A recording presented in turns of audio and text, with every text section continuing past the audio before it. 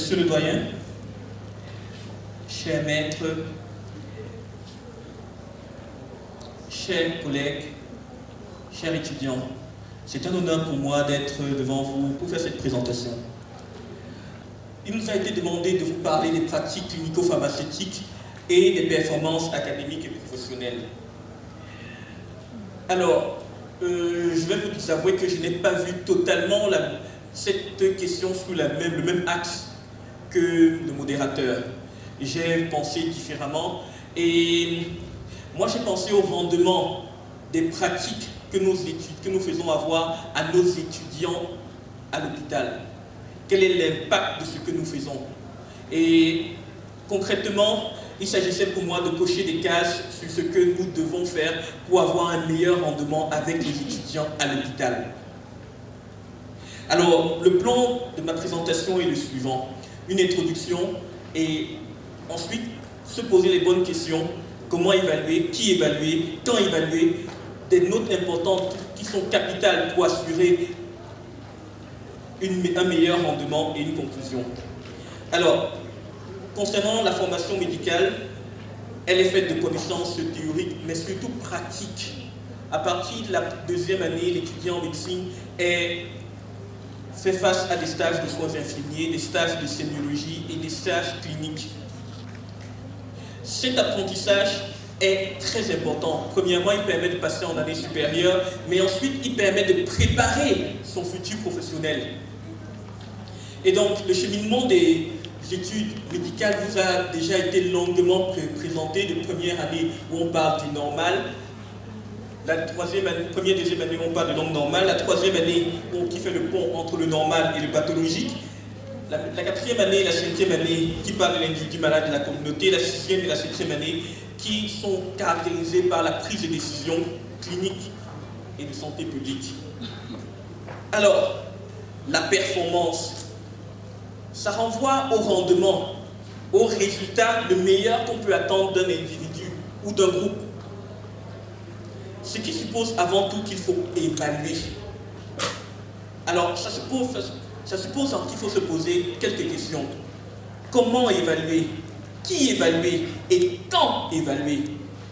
Alors, il y a plusieurs indicateurs pour comment évaluer. Il y a l'auto-évaluation qui peut être faite en stage clinique pendant ou à la fin du stage. Les évaluations mixtes qui comportent des évaluateurs externes avec une équipe locale et l'évaluation extérieure qui est un audit en fait et qui est le plus fiable, qui est la plus fiable. Alors, on va parler de la performance de la FMSP en 2023 rendue par l'ECN. Nous sommes l'une des meilleures facultés de médecine, sinon la meilleure du Cameroun.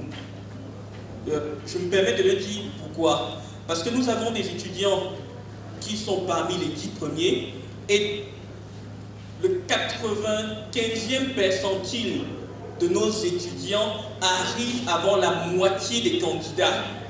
Donc avant 50% des candidats, nous avons tous nos étudiants classés. Alors, il existe plusieurs types d'évaluations. Des évaluations informelles en clinique qui se font durant les rondes. Les gardes qui ont pour but de s'assurer des connaissances de l'étudiant, d'encourager l'étudiant à chercher à faire des efforts. Les évaluations formelles qui, elles, sont faites en fin de stage ou lors des examens semestriels et qui permettent d'évaluer l'étudiant en fonction du barème et de pouvoir le noter pour lui donner quelque chose qui correspond à son niveau. Alors, comment est-ce qu'on évalue? Il faut évaluer selon un algorithme qui est connu de l'étudiant et de l'évaluateur. Il faut donc avoir des documents qui formalisent cette évaluation-là. Et donc, avant tout, la faculté de médecine et sciences pharmaceutiques de l'Université de Tchang a produit des documents qui sont un système d'évaluation, qui sont des procédures d'évaluation, que ce soit de fin de stage, que ce soit d'examen.